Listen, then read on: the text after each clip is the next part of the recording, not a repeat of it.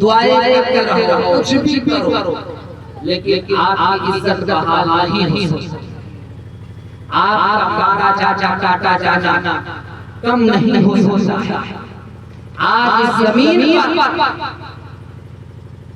अगर कोई दुनिया की कोई दूसरी कौम मर जाए तो कोई उसके आंसू पूछने वाला है, कोई उसका हाल पूछने वाला है।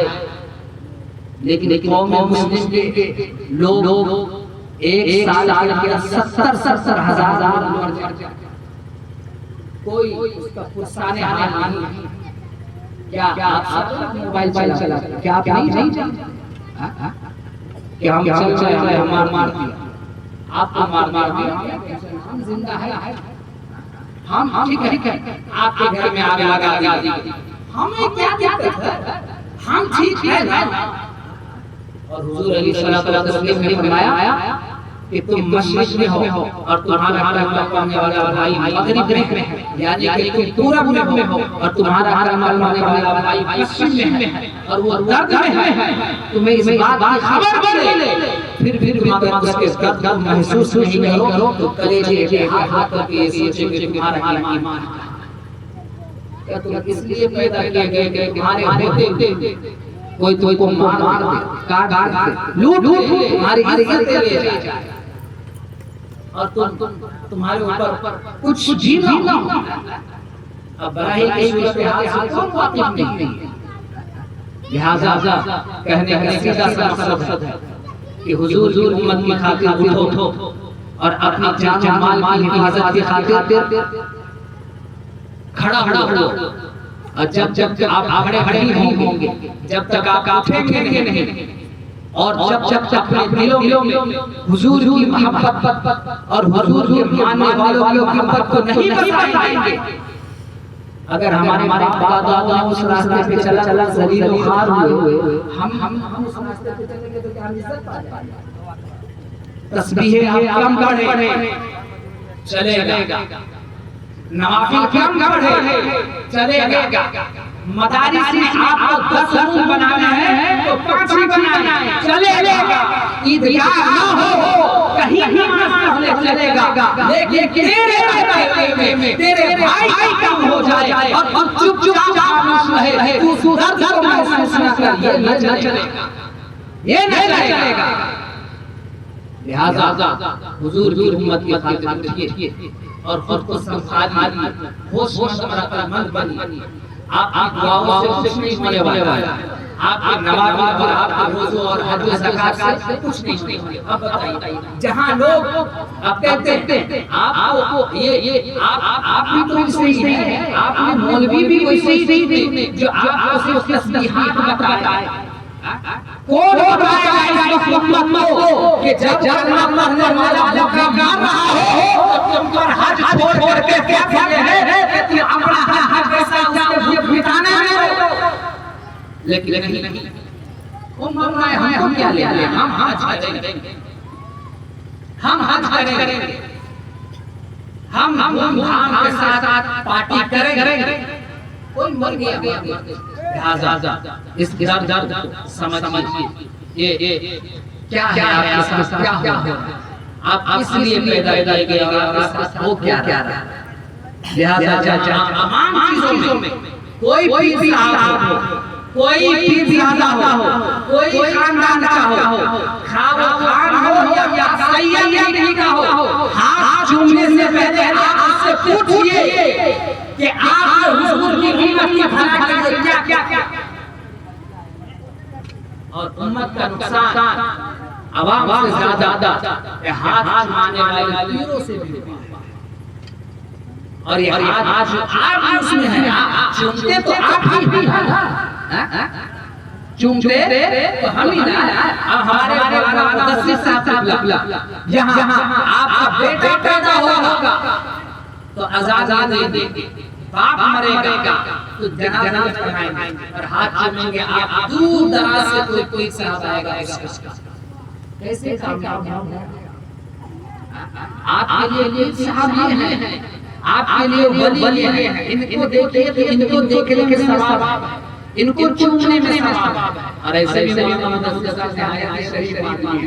निहायत संजीदा आदमी, समझ गए। लिहाजा अपनी बात आखिरी बात कह करके कहा कि जो लोग जिनके दिलों में और जिनके दिलों में हुजूर की मोहब्बत नहीं है, और ऐसे आदमी है जो सिर्फ नमाज रोजा नहीं करता है, जो नमाज रोजा की ही दावत देता है, इसकी अहमियत क्या है? क्या वो आलिम है? क्या वो कौम का रहबर है? क्या वो कौम को सीखना चाहता है? नहीं, बल्कि उसकी अहमियत और उसकी है फितने मिलत पैसा है इमाम की, फितने मिलत पैसा है इमाम की, जो मुसलमानों को सलामी का रास्ता।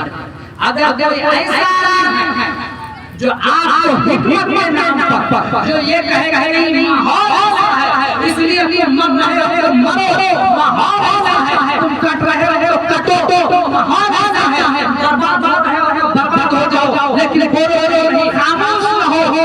ऐसे लोगों की इमामत, ऐसे लोगों का इल्म आपकी हिफाजत नहीं कर रहा है, आपकी जान की हिफाजत नहीं कर रहा। ऐसे लोग इस वक्त में भी इस फितन भी जो आप खड़ा नहीं करे, आप उठाए नहीं, वो आलिम नहीं हो सकता, बल्कि कौम मुस्लिम के लिए फितना, वो कौम मुस्लिम के लिए फितना है।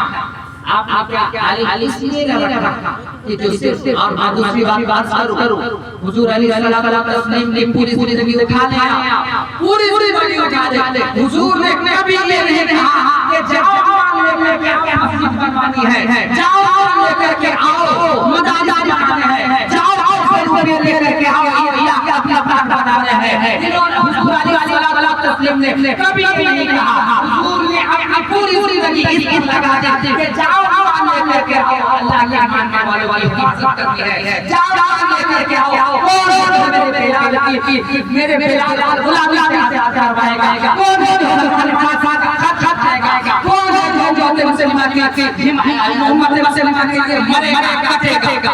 हुजूर की पूरी जिंदगी। लेकिन आप यहाँ पे जो लोग बुजुर्ग हैं, जनाब साहब लोग 50 साल उम्र कट गई, कितनी दफा आलिमों ने आप पैसे मांगे हैं कि लाओ पैसे निकाल के तुम्हारी जान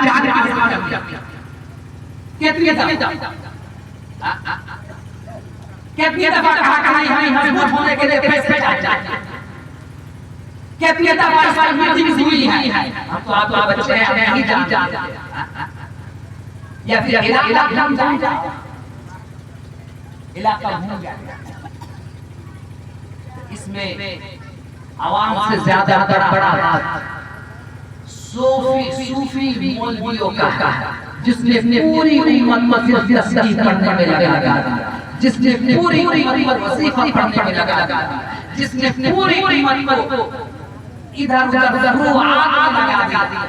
आपकी दाढ़ी बड़ी छोटी है, आप पगड़ी पहने हैं या कुछ और पहने हैं, आपका सलवार ऊपर है या नीचे है, आपका मस्जिद के छत पर जूता पहन के चलना चाहिए, पूरी ताकत इन चीजों में लगा दिया।